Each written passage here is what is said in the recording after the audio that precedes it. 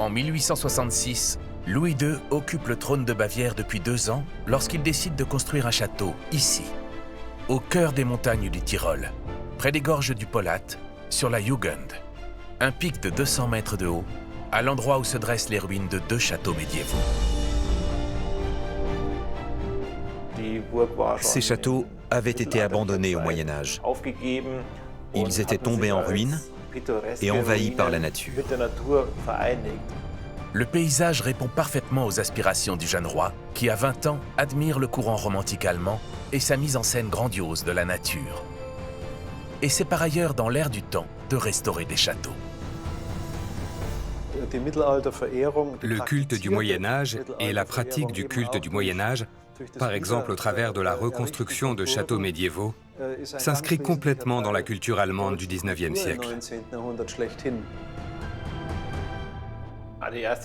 La première idée était effectivement de reconstruire les ruines de Vordeur-Hohenschwangau, donc de restaurer l'ancien château. Et alors, on a aussitôt fait des relevés de ces ruines. Vordeur et Hinterhohenschwangau, soit les châteaux du Haut-Schwangau, remontent probablement au XIe ou XIIe siècle. Vordeur-Hohenschwangau comprenait un bâtiment résidentiel de 30 mètres de long et de 10 mètres de large, avec une cour et une tour. À l'est, derrière un fossé de 10 mètres, on trouve le Hinterhohenschwangau, fait principalement d'une tour carrée de 13 mètres sur 13 mètres. Le pic où se trouvent les ruines de ces 2 châteaux, Louis II le connaît bien. Il se trouve à 1 km du château de Hohenschwangau, la demeure où il a passé une partie de son enfance.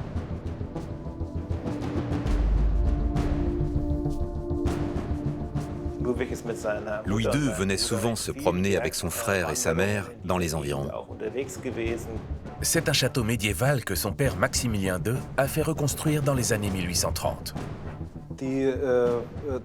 Le château de Schwangau, qui aujourd'hui s'appelle donc Hohenschwangau, avait été construit au XIIe siècle.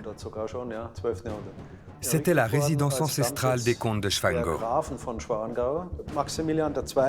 Maximilien II a vu ce château et a eu envie de l'acheter. C'est vrai que l'endroit est très beau.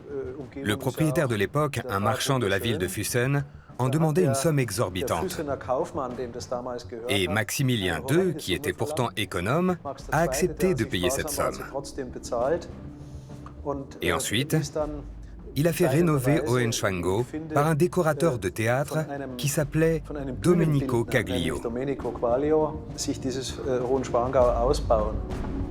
Ces décorations, caractéristiques de l'époque, sont de véritables livres d'images.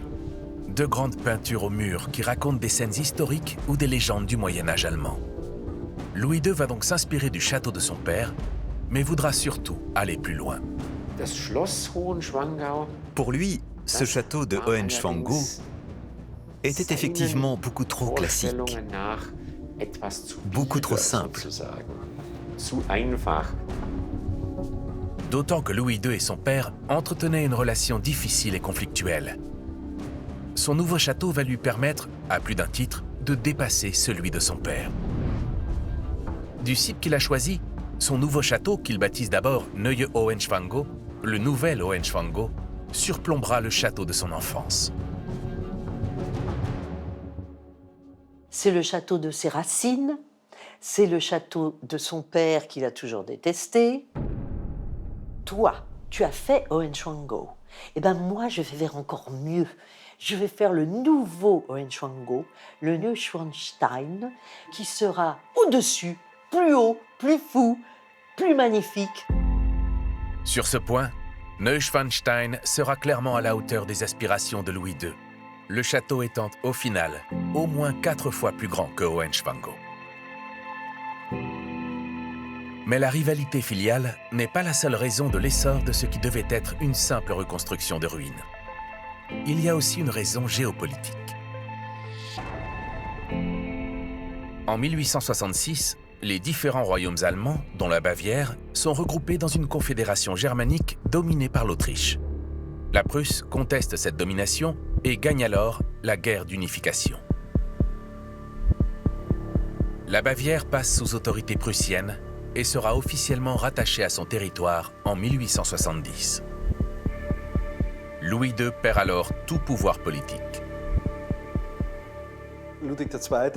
Louis II n'était plus qu'un simple exécutant des ordres prussiens. Il n'était plus complètement souverain. C'est une situation qu'il n'a jamais acceptée ni digérée. Et cette idée de construire ses propres châteaux, c'est en réalité une réaction très concrète aux humiliations qu'il a subies sur le plan politique. C'est probablement là qu'il s'est dit « Bon, maintenant, il faut que je réalise quelque chose de très grand. » De plus grand, mais aussi dans des délais extrêmement réduits. Louis II souhaite finir son château en seulement 3 ans. Et le choix du lieu sur ce pic rocheux va rendre le chantier particulièrement difficile. Dès l'été 1868, d'importants moyens humains et techniques sont mobilisés pour répondre à cette ambition. Tous les services de la cour se mettent immédiatement au travail et un géologue est dépêché sur place pour examiner et analyser ce pic rocheux et les ruines. Car la question est, peut-on vraiment construire un château à cet endroit? La roche est-elle suffisamment massive et suffisamment solide? Dans un premier temps, on se débarrasse des ruines par une série d'explosions.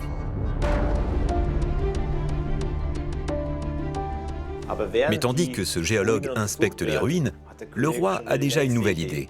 Finalement, il voudrait un château encore plus grand. Et il demande alors de vérifier s'il est possible d'agrandir la surface constructible. Les explosions continuent donc pour niveler et abaisser le pic. Près de 8 mètres de roches sont déblayés pour faire place aux fondations. La surface finit par atteindre une longueur de plus de 100 mètres. Il n'y a rien d'unique à construire un château par-dessus un château existant. Mais d'habitude, les plans ou les ruines du précédent château sont intégrés, au moins en partie. On réutilise les fondations ou des matériaux pour permettre de réduire les coûts. Mais Louis II ne s'en soucie pas. C'est le roi. C'est son rêve, son château. Et il va le construire coûte que coûte. Le plateau est agrandi, mais un problème demeure. Le grand ravin qui sépare les deux ruines des anciens châteaux. Pour combler ce vaste trou et accueillir la construction du nouveau château, il va falloir former des fondations solides grâce à des murs de briques allant jusqu'à 50 mètres de haut. Pour relier les deux châteaux d'origine par-dessus ce ravin, au lieu de construire un pont, il construit un château. Il le construit d'un seul tenant, pour le rendre plus solide et renforcer l'idée que c'est un seul château. Ça consolide son image, une image imposante, forte, résistante.